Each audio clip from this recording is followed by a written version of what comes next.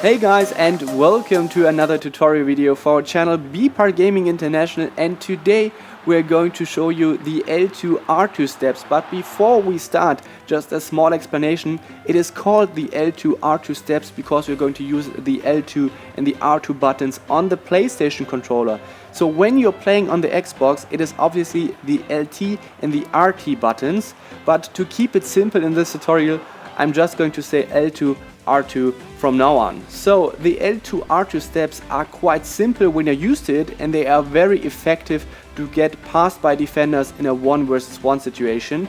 In the beginning, I'm going to explain to you how you can use or how you can perform the L2R2 steps, and then I'm going to show you some examples where I used the L2R2 steps successfully. So the L2R2 steps are based on the L2R2 dribbling, which is also called the skill dribbling, and you can see how it looks in the game in the background, and it is very easy to perform. Just press the L2 and the R2 button and then just walk around, and you can see already the benefits of this kind of dribbling. The player has a very tight ball control, he's very agile with the ball, and he's always faced towards the goal. But we don't want to use this kind of dribbling to get passed by the defender, but we want to only do 1, maybe 2 steps with this dribbling mode and then switch back to the normal dribbling. So you could already see some examples in the background, but now I want to explain it in further details. So in this example, Uche was running towards the goal and the defender was in my way, and I want to get passed by him to get an easy shot onto the goal. How do I do that? Obviously in this tutorial we're going to use the L2R2 steps to do that. And how do you do it? In this frame you can see that Uche is about to get the next contact to the ball, and this is a moment when you want to use the L2R2 steps. So timing is very important for the execution of this move. So Uche is about to get contact to the ball. Now you have to press the L2 and the R2 button at the same moment. But this is not enough. Uche is going to switch to the L2R2 dribbling mode with this, but you also want to change the direction. In this case I was running to the right side.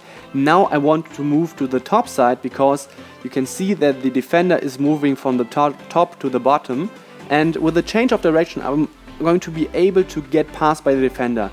So what do? We press the L2R2 button at the same moment and also change the direction with the left stick to the top.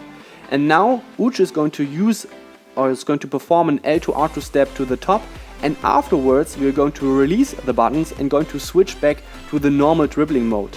And you can see now, because we used the L2R2 steps, Uche is still faced towards the goal and has an easy finish onto the goal.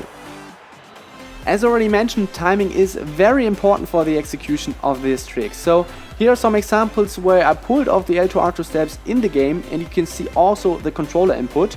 And sometimes I don't change the direction in a 90-degree angle. You can also do it with a less than 90 degree, and it's going to change how it looks in the game, and you can really adjust it how it is necessary to get passed by the defender.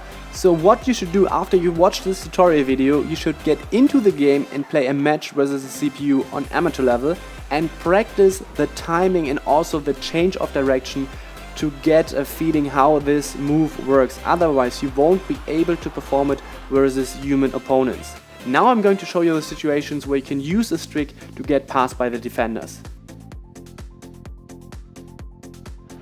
So first off, you can eliminate the last defender which stands in the way between you and the goal. So here we got an example. I was running towards the goal, and I might have been able to just keep running and would have been through, but as you can see, the center back Mathieu, he is pretty close, and maybe with a sliding tackle, a tackle in general, or maybe a pull on my jersey, he would have been able to prevent the goal.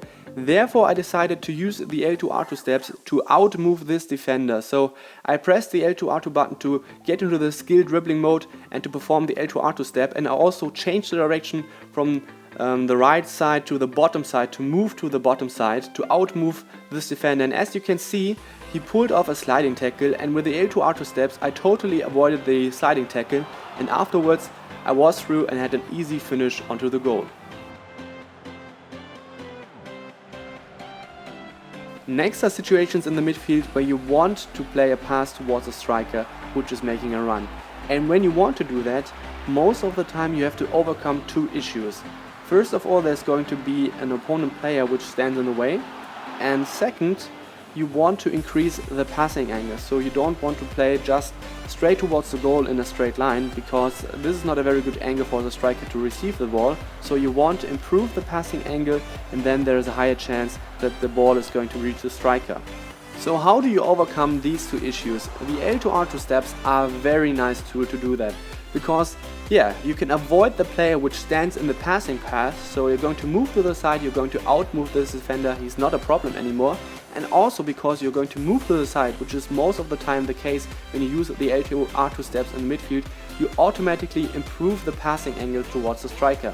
Then there are also another two benefits by using the L2R2 steps, because they're going to give you time, and the striker is maybe starting the run, but he's not going to be in the right position by instant.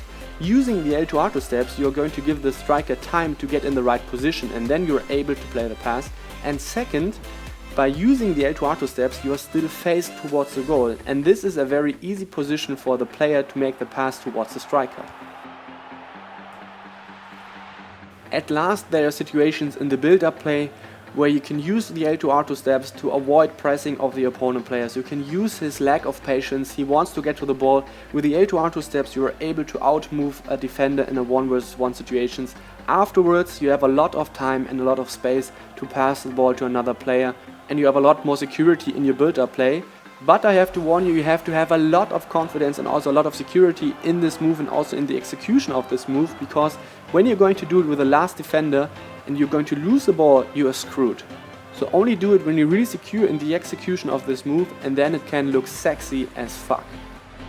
In the end, I want to show you a disadvantage of the L2R2 steps. You're going to lose tempo towards the goal, and therefore defending players will have the chance to catch up and maybe successfully tackle from behind. So you have to keep an eye on that when you perform the L2R2 steps. So now we're at the end of this tutorial video, and I think this move is so useful in a lot of situations, so I just can recommend it. Practice it, because I know in the beginning it's so hard to get the timing right, so just keep going, I think it's totally worth it. Then there's also another variation of this move, it's called the double step.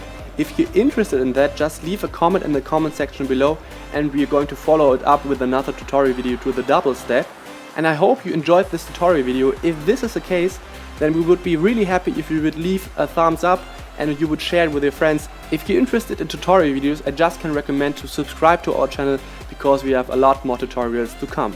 This is it, keep a clean sheet, I'm out.